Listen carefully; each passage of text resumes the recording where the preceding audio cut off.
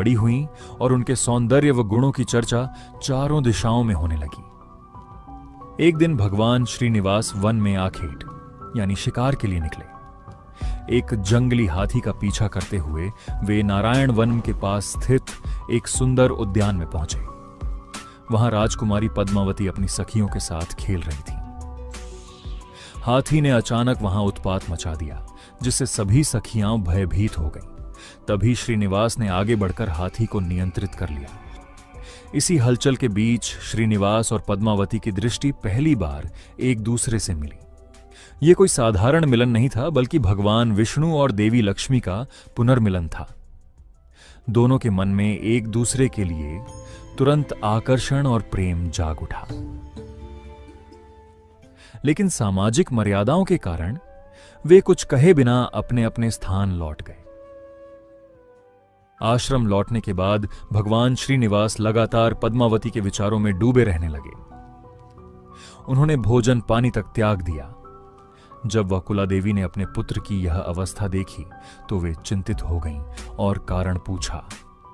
तब श्रीनिवास ने उन्हें आकाश राजा की पुत्री पद्मावती से अपने प्रेम के बारे में बताया और मां से अनुरोध किया कि वे राजा के पास जाकर विवाह का प्रस्ताव रखें। वकुला देवी एक साधारण सन्यासी की मां थी। ऐसे में एक राजा के पास रिश्ता लेकर जाना उन्हें उचित नहीं लग रहा था।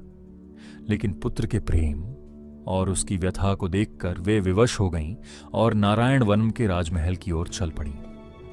इधर श्रीनिवास को यह चिंता सताने लगी कि कहीं राजा उनका प्रस्ताव अस्वीकार न कर दें। इसी कारण उन्होंने स्वयं एक भविष्यवक्ता, जिसे स्थानीय भाषा में सोझी या कुराठी कहा जाता है, का वेश धारण किया। वे एक स्त्री के रूप में हाथ में छड़ी और भविष्य बताने वाली टोकरी लेकर रानी धरणी देवी, जो पद्मावती की माता थीं, के पास पहुंचे।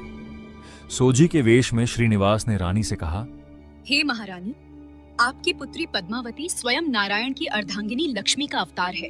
उसका विवाह एक वनवासी युवक से होगा, जो साक्षात भगवान विष्णु हैं।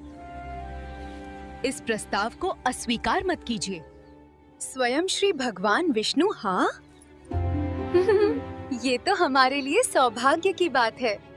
जब कुछ समय बाद वकुला देवी आधिकारिक विवाह प्रस्ताव लेकर महल पहुंची, तब तक रानी इस दैवीय संकेत को समझ चुकी थी। साथ ही आश्य बृहस्पति ने भी राजा आकाश को बताया कि यह विवाह विधाता द्वारा पहले से तय किया गया है। यह सुनकर आकाश राजा अत्यंत प्रसन्न हुए और उन्होंने अपनी पुत्री पद्मावती का विवाह श्रीनिवास से करने की सहमति